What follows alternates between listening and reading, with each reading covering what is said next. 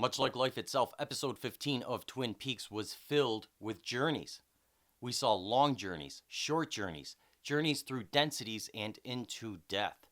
We saw people drive, run, walk, and even crawl. But their journeys weren't so much about moving through space as they were about moving closer to the truth. Hey, I'm G, and this is the G-Spot. The episode begins with Nadine's pilgrimage to proclaim her truth and give Ed his freedom. And this then leads to Ed and Norma finally beginning their journey to live out the truth of their love together.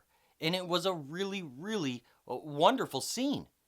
But things got really, really dark after that. There were 4 journeys into death in this episode.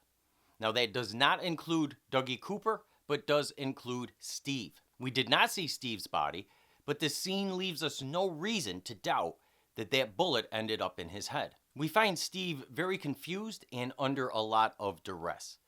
The first part of the conversation with Gersten seems to be a bad sign for Becky, as they debate about whether Steve was responsible for what he did. They never tell us what he actually did or who he did it to. Now, after that, we see more of Steve's confusion as he babbles about being with a rhinoceros or the lightning in a bottle. Margaret, on the other hand, was much more at peace with her circumstances, reminding us that death is not an end to life, but just another transition in life. A philosophy that they highlighted with the theme of episode 8. Now, it could be that Margaret was just expressing this philosophy, or this could be a bit of foreshadowing, letting us know that we are going to see more of Margaret after she goes through her transition of death. But before the conversation ends, Margaret also gives Hawk a warning about this.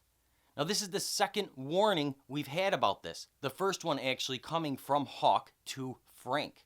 At this time, we can assume that the arrival of this is the event taking place on 10/1 and or 2. And we can also assume that this is a very, very, very bad thing.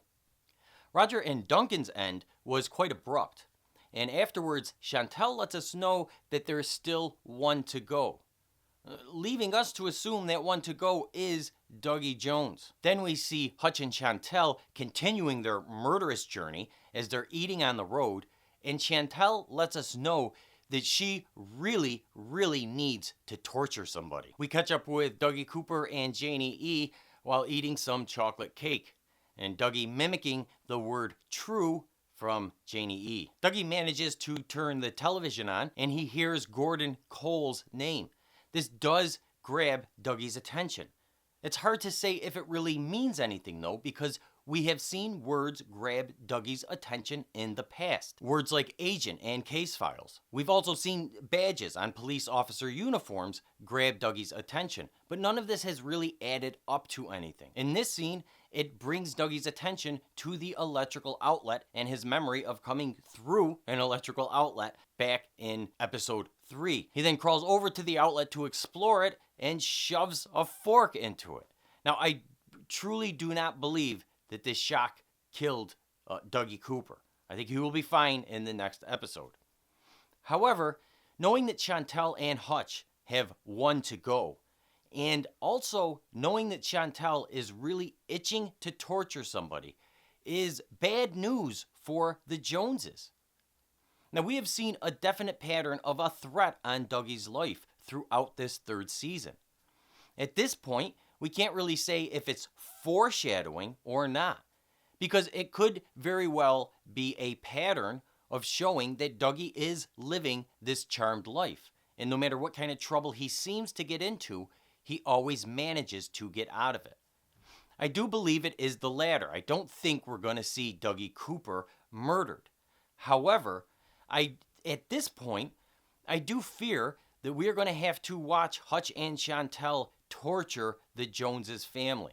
And I think there's a possible threat on both Sonny Jim and Janie E. We caught up a minute with Randall and Wilson and saw that they are continuing their journey of looking for the Joneses with no progress being made. I think that the scene with Freddie and James had a lot to do with Freddy's hand. And I think it all comes down to Freddy started a new part of his journey when he meets Nieto in the prison. But there are two other points of note from this scene.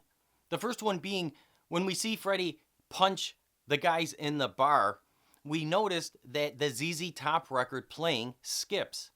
Now this skip is caused from sound or shock waves that come from Freddy's punch. It's interesting that his punches produce these powerful waves because waves are related to and affect vibration rate. Knowing that we are going to have beings manipulating vibration in order to come to our density, we can imagine that it is Freddy's sound or shock waves that will be used as a defense against them.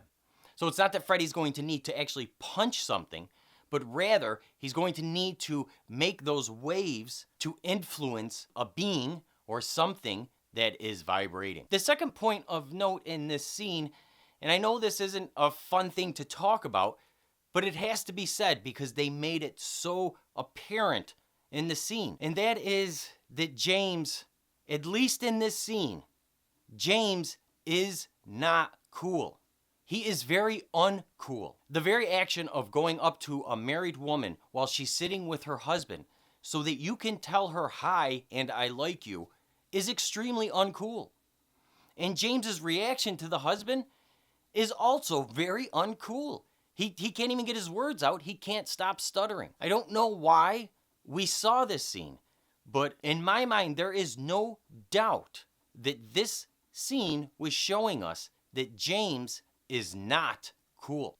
We also got a third scene of a single conversation between Charlie and Audrey. One of the conclusions we can come to is that Charlie's not being the crazy one in this scene. I'm not trying to say that Charlie's a really good guy or anything like that, okay? He obviously has his issues.